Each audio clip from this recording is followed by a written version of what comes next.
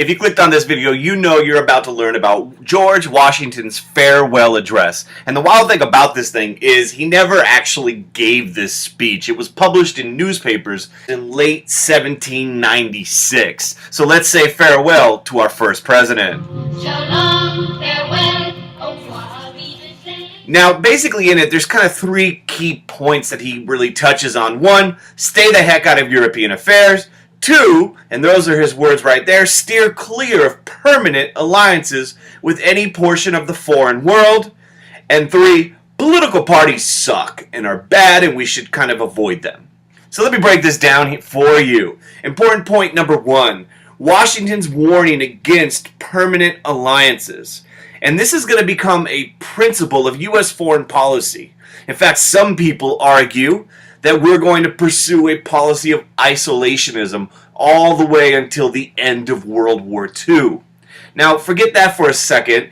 Washington's speaking about permanent alliances. It's okay to hook up with people if it's within your self-interest, but this permanent stuff causes all sorts of problems. In fact, remember Washington was facing a lot of danger.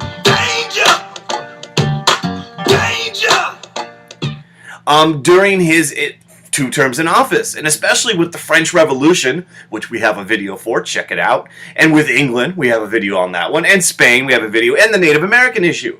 So Washington's saying, just stop, don't do permanent alliances, temporary ones are okay, and it will become a huge cornerstone of U.S. foreign policy. So that's important point number one from Washington's farewell address. The other piece, number two, is he's basically saying political parties are bad and we should not have them and avoid them. But he's late on this advice. By the time he's leaving office, political parties are a part of American life. They're forming, they're running for Congress. You have the Federalists and the Democratic Republicans. The parties already started, Washington. It's time to get the party started. And it's been started. It's time to get the party started. Yeah. There's what they believed in.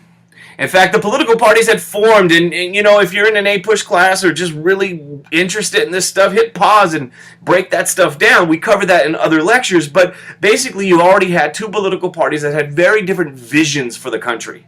And Washington's warning about this, but it was within his administration, his cabinet, Thomas Jefferson and Alexander Hamilton, that these parties are developing. Third point, and this one's important, is George Washington sets the precedent of a 2-term presidency. When he leaves office, there was nothing that said he can only serve 2 terms.